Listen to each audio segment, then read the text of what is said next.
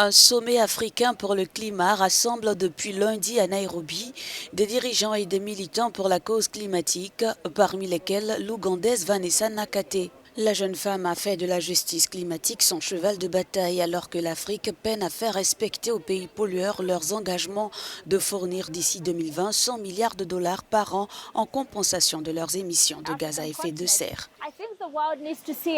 Je pense que le monde doit nous voir au-delà d'un statut de victime ou de personnes vulnérables à la crise climatique.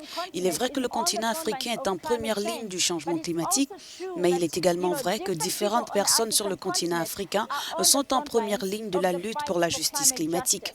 On parle souvent de nous comme de voix absentes, mais nous ne sommes pas absents. Nous n'avons jamais été absents. Nous faisons entendre nos voix. Bien que l'Afrique ne contribue qu'à 2% des émissions mondiales de gaz à effet de serre, le continent souffre de manière disproportionnée du réchauffement de la planète. Et si cette planète disparaît, prévient la jeune activiste, il sera impossible pour les humains de pouvoir continuer à y vivre.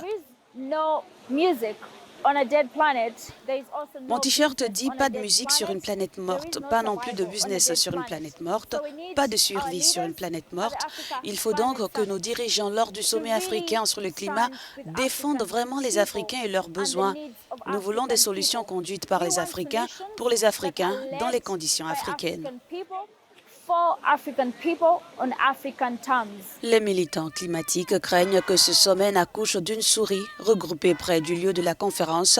Ils ont dénoncé son agenda profondément corrompu.